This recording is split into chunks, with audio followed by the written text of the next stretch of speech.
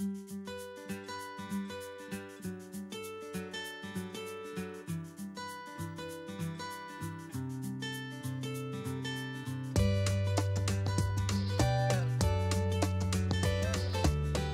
know, I was born in Dallas, Texas. Okay.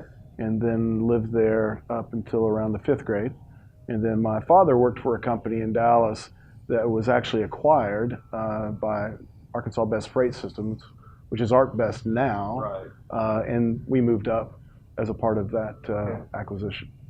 Cool. So what was growing up in Dallas? I mean, obviously, till 5th grade, so you were just a kid. Right? I was just a little guy. So what was Steve Clark like as a 3rd grader? Well, in Dallas, Texas, everything was about Roger Staubach and the Dallas Cowboys, and everything was about coming home from church and having lunch and then spilling out into the front yard and replaying the game. Yeah, no doubt. So your dad owned the business down there? No. My dad just worked for East Texas Motor Freight. Okay. That was purchased by ABF. It probably was like 1975-ish or 6, as I recall. And that relocated you to Fort Smith? Well, actually, we ended up just across the bridge. As you know, Fort Smith's a border city. That's right. And so they had bought a little bit of land and built a house in Roland, Oklahoma, which is literally 5 miles into Oklahoma. Just right there. Yeah.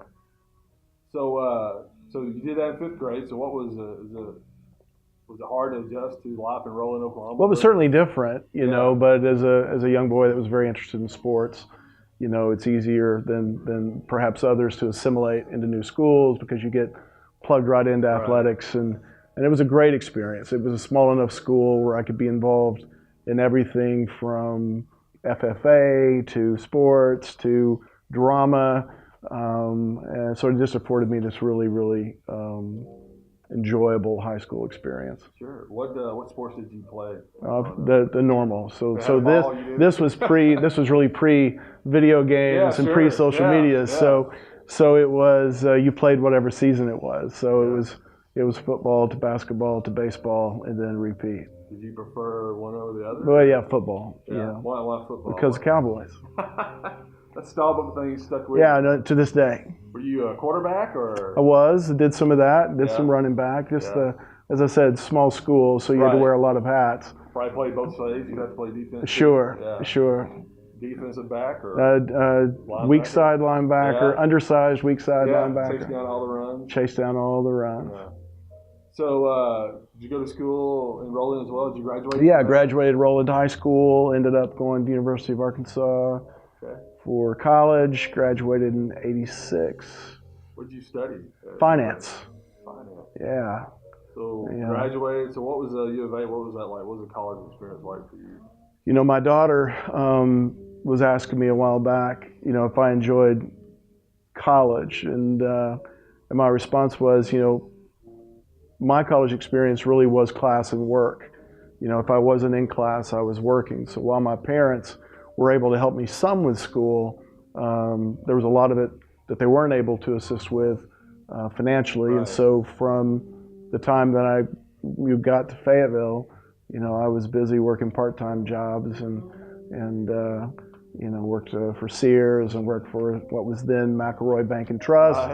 And down on the square, and so I got to get a little insight to banking, which in turn kind of led to my interest in finance. Yeah. So what are your thoughts on working through college? What do you think that was a good thing for you, You know, I think each person's experience is their own. Sure. You know, I mean, but it taught for me. My experience was, I mean, time management. Yeah. You know, the value of money. Right. You know, you had to manage it differently than maybe some of my friends had to. But it was difficult. I mean, it was a challenge. But it's hard to say you would do it different, you know, because it was my experience. And so, you know, so no, I think I would certainly advocate, you know, the students that can to garner that experience. Yeah. There's a maturation process, I think, that occurs that helps from a responsibility standpoint, a discipline standpoint, professionalism, learning in the market what can't be taught in the classroom, you know, earlier. So I look at that as one of the Sure. definitive benefits of working while I was in school.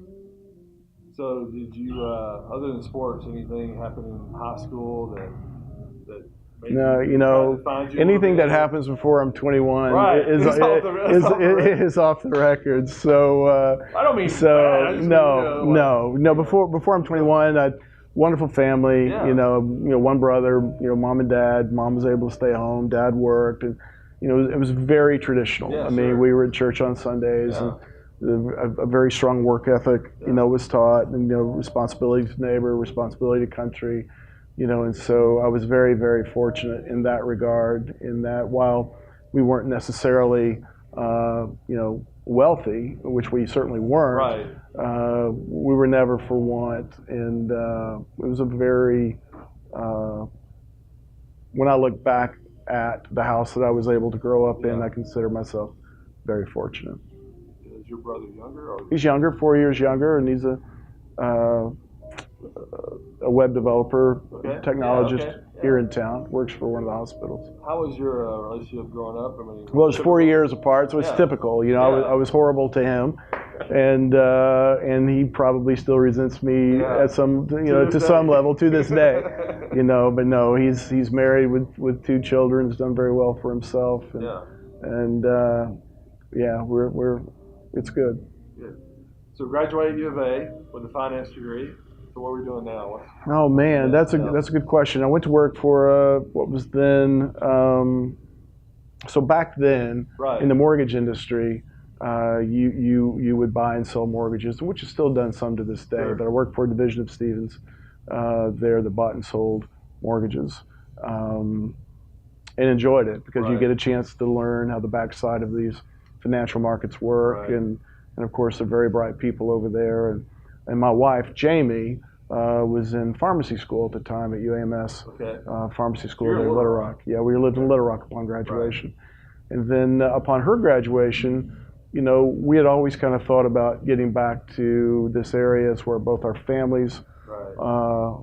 were and are. And it was, from our perspective, a great place to raise a family. And we knew that we both wanted a family. So at a relatively early age, her father had a small transportation company at the time, and came back and worked with him and learned that business, and then that business was sold, and I stayed with the company that had purchased it, and he did too for a while, and Right. then he left, and I stayed with him longer, and then ultimately, and candidly, I was at the time what I thought was a young, successful vice president for this Sure. company, but I was a guy with a young family now that was getting on the plane on Monday, getting off on Friday, Yeah.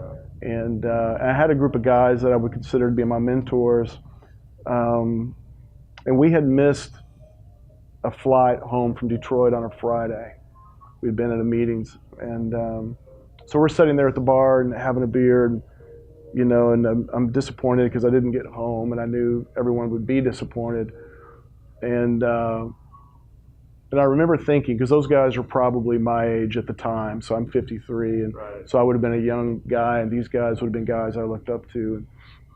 And I just had this kind of an epiphany, really, in that, me being this young guy, I was at the same place at the same time that these guys that were, probably 15 years older than me.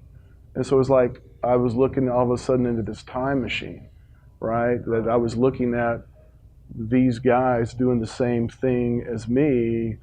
And then I started thinking about what these guys had in common. This was all going literally on while I was sitting there. Right. And unfortunately, these fellows were great guys, but they were all divorced and some measure of estranged from their children, and look, things happen. I'm certainly not judging, but that was, if I could avoid it, something I didn't want Sure. for myself. And so I remember coming home that weekend, and I was in the middle of a employment contract renewal, which was going to be great. There was no at risk. It was just a formality. But I remember coming home and telling my wife, I said, "Yeah, we need to talk, because I'm living a separate life. And no, I'm not cheating on you, but Right. I'm staying in great hotels, eating great food, Right. and even when I'm home, I'm not home because I'm anticipating again the next.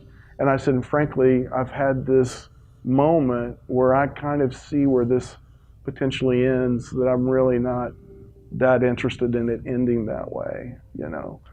And so she's like, well, what are you going to do? And, I don't know. And out of that was kind of born the idea to found, the first company, that I started, which is this company, which is Propak Yeah.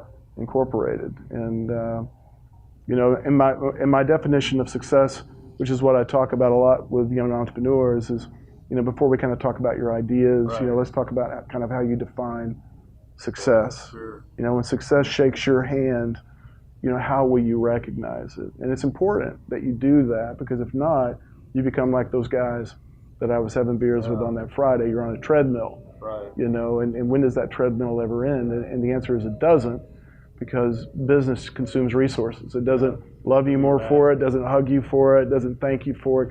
It will take what you give it. And so to the extent that you have an understanding of kind of what your definition is, it's really important. And for me, is I wanted to keep my house. I wanted to be able to take a vacation. My wife Jamie was a pharmacist, so Right. I kind of felt like I had a little bit of this safety net to take Sure. a chance that maybe others couldn't take. And my children were young enough that if I failed miserably, they would be too young to remember it. Right. And so there was a lot of kind of social and familial, variables at work and at play that kind of led to kind of this perfect moment, to take that step into entrepreneurialism. Yeah. So how old were you when you had that? 35. 35. So Yeah. your mom was Maybe what? 34, 35. Yeah, sure, mid-30s. Yeah, and in hindsight, it's an age that I end up talking to a lot of guys. Yeah. Because they've been in the industry long enough, and they're kind of going, wait a minute, is this it? Yeah. And I've got this itch, and maybe try something Yeah. else, and so this is usually where, okay, take a breath. Right. Let's define what we've got. It's a trade. Usually you have to think about it like you're trading time for money, whether you're doing it for yourself or doing it for someone. Is it a healthy trade? And really what's driving this? And a lot of times what's driving it is men and women anticipate that their job should fulfill them more than in the end it does. Yeah. And in the end they have to learn that it's more to do with the personal life, their faith, Right. Friends, Sure. all the things that don't happen necessarily between 8 and 5. Yeah. So we'll move on, but I want to hit, so to you, correct me if I'm wrong, what became obvious is that the life that you're about to go down was not what you wanted, not from a professional standpoint, but from more of a professional. Well, true, and of course there's no, Sure. I could have been wrong. Right. It could have turned out great, Right. but at that particular moment, and given my limited perspective at 34, 35, my assumption was, because I'm spending all my time with these guys and doing this, that this is the path. Right. And so no, I just think it was an opportunity to kind of, what felt like at the moment, take control of a situation and avoid a potential outcome that I just didn't want, And again, no judge. No, it's just trying to avoid what I didn't want. Yeah. So Propak, why Propak? Well, it's what I knew at the time. Sure. I mean, and so there were a few wrinkles in the industry as it related to service providers. And it really began with Walmart. So Walmart had a lot of service providers that were small mom and pop type operations. My position was that represented a certain kind of risk to them. So really it was kind of a consolidation play. Yeah. We went in and tried to offer this professional service in a professional environment and do work that historically was dirty and not very sexy, and and that's what we did and what we continue to do. So think of it in terms of warehouses and distribution centers, and then anything that can kind of happen in or to or around a warehouse is kind of our sweet spot. Right. So what? So after Propak, what's next? Well, we've already done next, right? So Right. we founded Rockfish Rockfish Interactive about 10 years ago, and sold it 5 years ago, Right. and so we just finished all of that transaction this past December, Yeah. and I'm involved in construction industries and some investments in other technologies, and but the Rockfish, the founder Kenny Tomlin, I would be the co-founder of that, and it was another one of those, call it serendipity.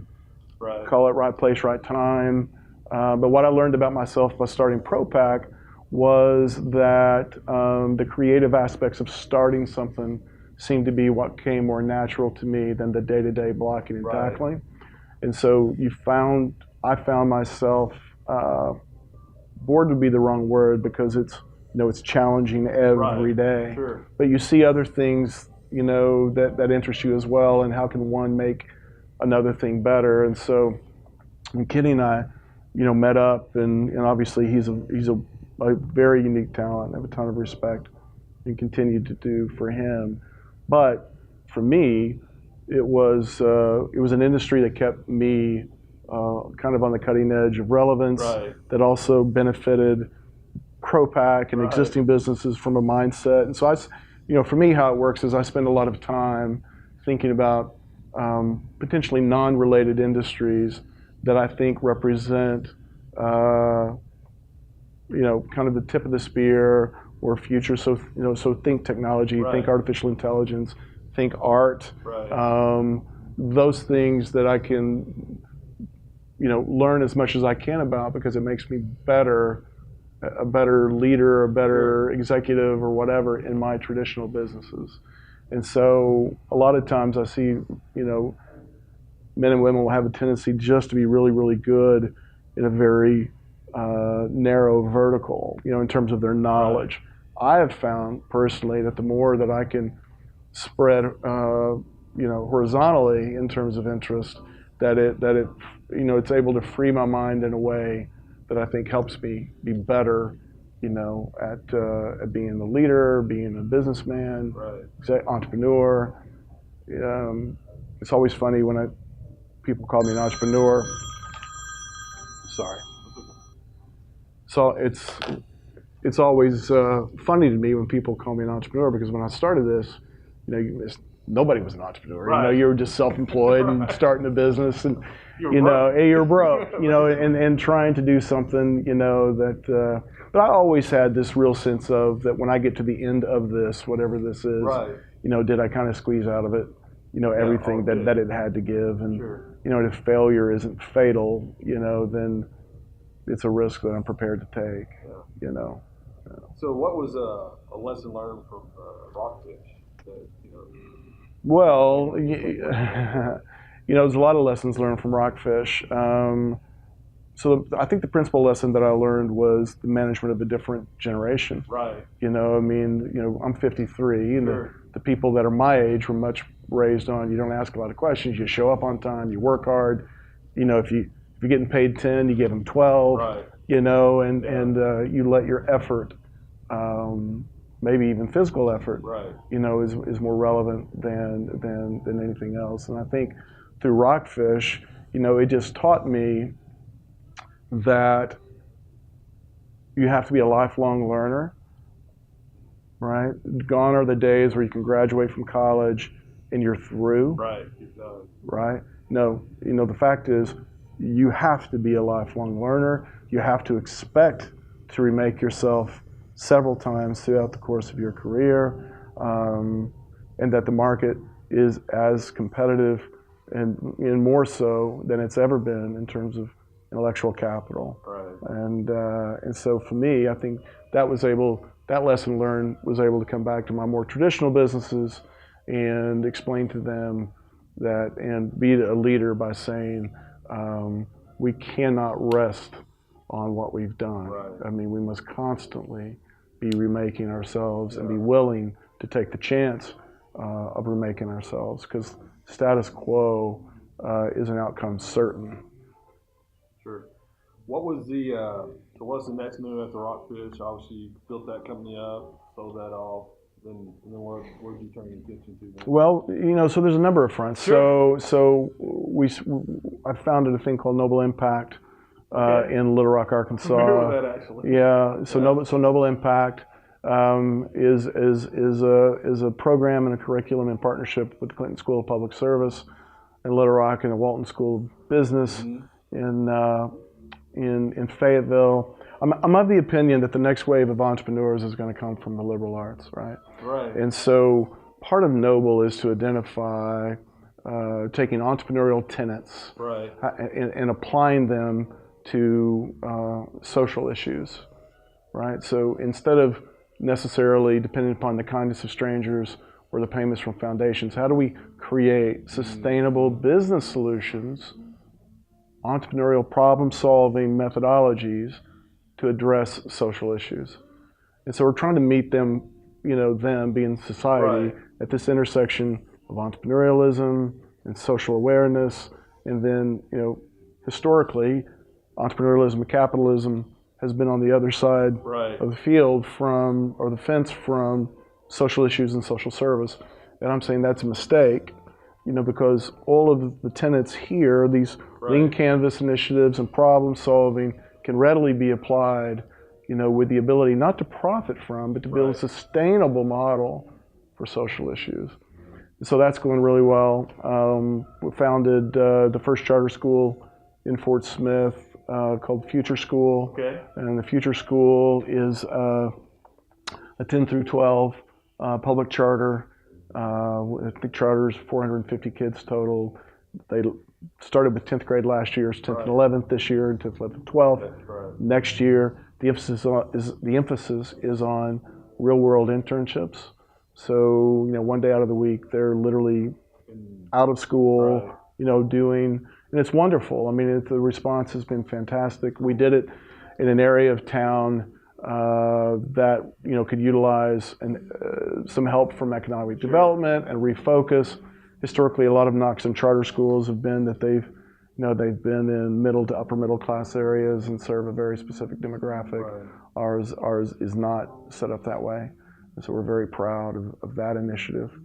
I turned my focus to Fort Smith, and how do we, candidly, from all of the energy that's being created by Alice Walton and Crystal Bridges, Fort Smith has a right to that art space. Sure. And like I tell folks, regardless of how you think we as a species got here, where you go to church on Sunday, if at all, what's undeniable is we were a species built to respond to things of order and design and beauty, and to deny a community or even yourself of those things is done so at your discount as opposed to your benefit. And so the thought was we would utilize, one of the largest art movements in the world since the Renaissance, which is public mural arts, to kind of recast the perspective on Fort Smith, to re-energize and reintroduce the citizens of Fort Smith to its historic buildings, as well as reintroduce Fort Smith to the state and the region. And we've, had remarkable international attention as a result of the unexpected, which is generated. And if you drive up and down Garrison, you'll see new development, new real estate development. I can't say that's all result of the unexpected project, but it certainly hasn't hindered it. Not at all. And so I think what I'm most interested in, now is the growth and expansion of Propak, which continues to be kind of the canvas that we paint on, but is using those now, the entrepreneurial tenets that we've learned, and apply them to everything. Whether it's the city or it's education or it's curriculum to support education. I think that's where we find, and where I find, the biggest personal benefit and satisfaction these days. What drives you to be so community engaged? Well, I think, one, I think is probably how I was raised. Sure. Two, I think those that can should. Three, I think even in my phrase that, and I said, and I think three, I think it's in our selfish best interest to put our best foot forward. In terms of economic development, we're no longer competing with Tulsa and Oklahoma City. I mean, Right. we're competing with everyone. Right. You know, and so when you begin thinking about economic development in terms of your competition may literally be on the other side of the planet, Right. you know, you don't have a choice but to pursue relevance. Because if you choose not to, then, you know, you just can't get your feelings hurt when things Right. don't go your way. Right. You know, so I think Fort Smith's an interesting city, right? I mean, still the second largest city in the state, rich history. And I think that we have every right, you know, to pursue things of a grand nature. Right. And that's, you know, my interest and my intention, you know. So yeah, what drives me to do that is, I mean, that's what you're supposed to do, isn't it? I mean, you're supposed to make things better if you can, Yeah, and, sure. and I think that's what would be my motivation. Well, I think you've hit on something that others may have too, but I think you're the first one that expressed it to me in the way you did. We're talking about, you know, it's time that we take some of the best business assets and tenets of entrepreneurship and things that just work well in business and bring it over to the social concerns and just community at large and use those same skill set. Because most nonprofits are not run that way, as you already know. You know, I think though that, you know, there are examples, and Sure. I don't pretend for a second to Right. think that what I'm doing compares to it. But when I'm looking, you know, kind of for inspiration, I mean, I look at the Gates Foundation. Yeah. I mean, they do remarkable work. You know, things like the Malala Fund, you know, who's taking education to the tribal lands, Yeah. Pakistan, for women. You know, those are very inspirational to me. And these, you know, entrepreneurialism for me isn't just about making money. I mean, Right. so I would suggest that, you know, there are social entrepreneurs, you know, who are risking, like Sure. Malala, Right. who are risking everything. I think there's spiritual entrepreneurs, people that, missionaries and people who do church plants. And, you know, so to me, and this is, I think, perhaps the most important thing, is that entrepreneurialism isn't what you do. Entrepreneurialism is how you see the world. It's the lens through which you see the world. And so when you start thinking about it like that, entrepreneurialism isn't those people sitting at Starbucks with their, you know, Mac Air open. Right. I mean, entrepreneurs is the grandfather, the son, the wife, the woman, you know, it's all of us, you know, that we have this ability to solve problems, and that really ultimately is kind of what entrepreneurialism is, right? Yeah. I mean, you're weighing risks and you're deciding whether or not this is worth my time. You know, so if you look at it like that, you know, then all of a sudden it isn't this, you know, mysterious group of people in an economy. It isn't that at all. I mean, if you really do the science, you know, the definitions of what we call jobs is a relatively new thing. I mean, there was a time, you know, when you were a farmer or a Right. tradesman or a merchant, and chances are you were working for yourself. Sure. Without any guarantee of pension or retirement. So this is our genetic disposition, I think, is to be natural problem solvers, which to me is, in the end, is entrepreneurship. Yeah, I think about some of the structures we built 100 years ago. Look at New York City, just the skyline in New York, like how they did that with limited machinery. They solved the problem. Yeah, and but to me, it's the vision that a group of people had that would even move them Right. to build the Sure. skyline. Yeah, You no know, doubt, no doubt. you know, so it's inspirational. There's no doubt about it. Yeah, that's really good. And I do think, just while we're on that Yeah, subject, sure. you know, we're in what I would refer to as some of the most fertile entrepreneurial soil in the country. I mean, oddly enough, I mean, when you think about the businesses and the market cap that's been built in 100-mile, certainly 120-mile radius Right. of this office, I mean, it's really unprecedented Right. for a small State. southern state, Yeah. you know. And so when people ask me, well, Fort Smith, you know, I'm quick to tell Smith, you know, when the city began to build around the fort, I mean, people were coming here in hopes of building something Right. to be better than wherever they came from, and because they saw opportunities. So when we start talking, even in Fort Smith, about entrepreneurialism, I mean, this is our heritage. Right. Entrepreneurialism is our history. And you know, the fact that we had the generation with all the factories and like every other hamlet in America Right. was that chapter. But that wasn't our chapter in its entirety. Yeah. There were chapters before, and there'll be wonderful chapters after. And that's where we find ourselves now, is diversifying our economic portfolio, so to speak. Yeah. So what's your greatest challenge today as far as getting some of the things you want to accomplish? Well, it's what it is for anyone, right? Sure. It's ultimately patience. You know, I mean, you can get over, you know, you can get over the tips of your skis a little bit if you're not too careful.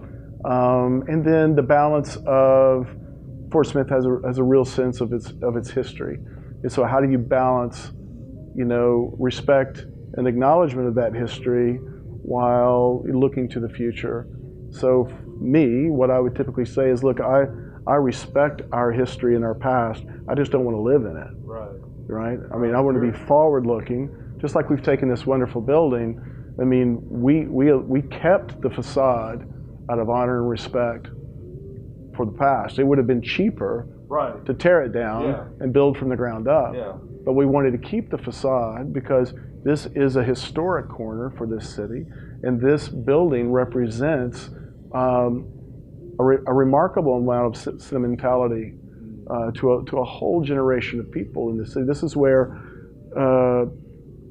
so many, you know, folks would tell me they, you know, first baseball mitt, first baby doll, first sled, first bicycle, first tricycle, first wagon, you know, where I'd come with my dad to get his car serviced. And so the fact that we kept it open, in at least in the exterior form that we did, is huge. I mean, for the morale of the city, but yet while taking it inside and making it uniquely ours. Right. You know, wanting to create a vibrant, creative space, you know, not dissimilar to an agency space. Yeah. Very cool.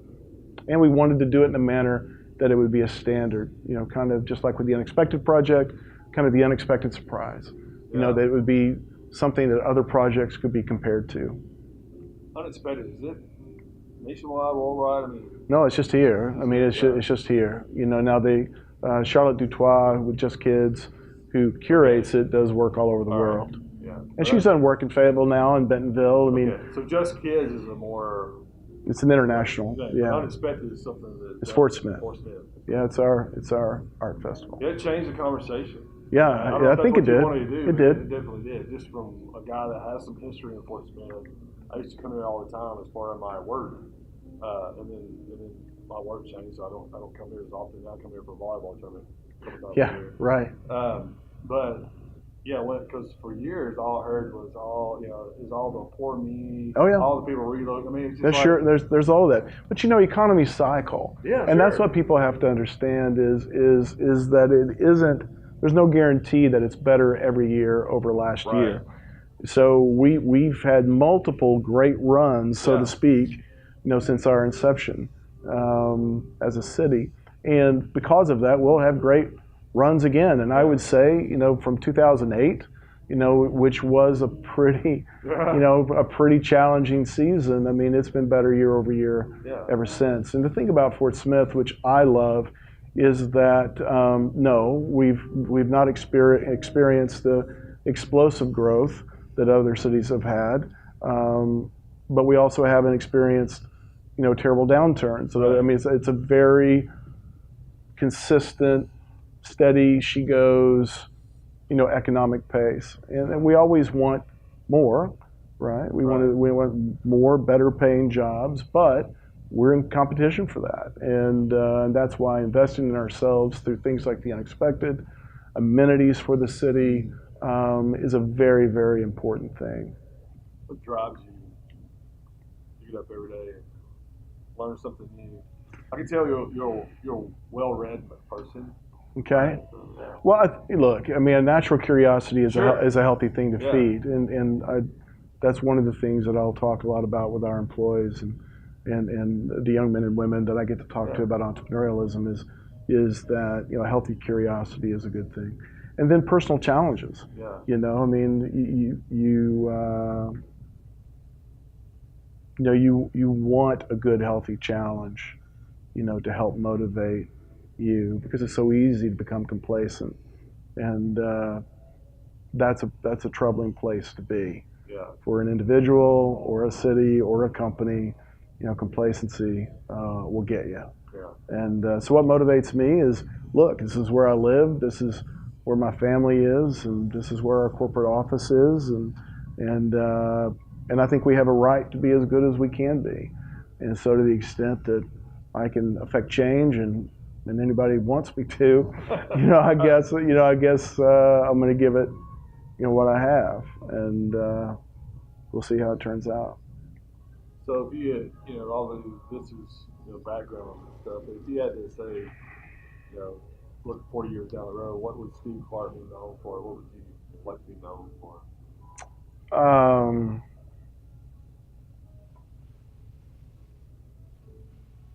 I think somebody that whose actions perhaps spoke louder than his words, and that there was a consistency in his personal life as well as his professional life, that he meant what he said, and that somebody that could be trusted and counted upon. And look, we all have a shelf life, and in the end, most of what you do will be forgotten. Right. So I think for me, it's as much about, perhaps it's only about, am I a good husband? Am I a good father? Can I be better? What are my blind spots? Having friends in your life that you're willing to let point out your blind Sure. spots, acknowledge them, work through them, and look at your experiences not as things that can only benefit you or just those around you. How do you take those experiences and apply them in a manner that there's greater benefit? And perhaps that's the entrepreneur in me, Right. trying to leverage not just capital, but experiences and relationships, so 1 and 1 can equal 3 or 4 as opposed to a 2.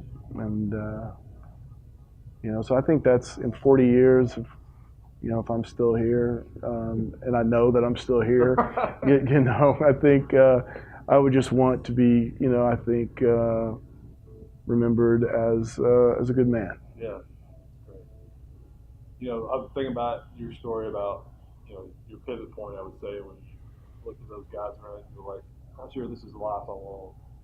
And I know just because I walk the same walk, and I feel the same way you have, but, putting your neck out there. Yeah. Well, what did you do? Because I know these came when you're like, man, have I made a mistake? Mm-hmm. What did you do? How did you find the strength to go on? I often joke that perhaps, if people want to talk about success, I could blame it on just not being smart enough to know when to stop, and so, so look, those moments come for all of us, Yeah. and whether they're related to business or not. And to me, it just kind of goes back to, what's your foundation? I mean, what are you building your house on? Yeah. And I think for me, it has to do with faith. It has to do with family. I think fear of failure is an incredible motivator. The resilience of the human mind and human body. Are you taking care of that? But no, there's no question. Look, people say, how does it happen? How do you do it? Right. And I couldn't tell you. Sure. I really couldn't tell you. Serendipity. I'm very hesitant to call blessing, because I don't Right. think I've done really anything to Right. deserve it, so to speak. Yeah. So you can think in terms of providence. You can think in terms of, whatever you want to call it. So maybe that's why I feel a responsibility to kind of be free with sharing it, because I really can't quite put the finger on, Yeah. how it happened. Yeah. So it's difficult to take much, if any, credit for it, other than just, I was faithful. I showed up every day. I worked really hard. People say, well, you work hard. And I say, but listen, working hard clearly isn't the only ingredient to the recipe. Clearly, a lot of right. people work hard. Right. I've never seen it happen without people working Right. hard, but I've seen a lot of people work hard, that maybe, it didn't turn out the way Right. they had hoped, you know. So I don't say I'm a harder worker than anyone else. I don't, you know, I think if there was anything, perhaps it was, I always felt kind of a responsibility to understand what the goals and aspirations were of my team, you know, and then help them facilitate that, you know, and just working under the notion that the more satisfied and fulfilled they are, it will pay back in multiples to the overall exercise, to the overall initiative. You know, but look, I get asked this question a fair amount in interviews, you know, in terms of how and, you know, what, and it's always difficult for me to put in words, just simply because I can't know or tell you exactly how it happened, you know. But, you know, there's been, but to answer your question again directly, there's been, I mean, times I've certainly forgotten by now that, you know, that were moments when you're kind of staring into the abyss and the abyss is staring back, you know. And, you know, but I think you just keep doing it. You keep showing up, and that's how you learn, right? Right. People ask all the time, what have you learned by being an entrepreneur? And I said, look, how to come back tomorrow. I mean, you know, you have to think of it in terms of you've been dropped into the jungle and nighttime is coming. You know, what are you going to do? Yeah. You know, so urgency and survivability and adaptability, you know, all of those things that lend itself to getting through this moment is what you learn in the world that I've been in.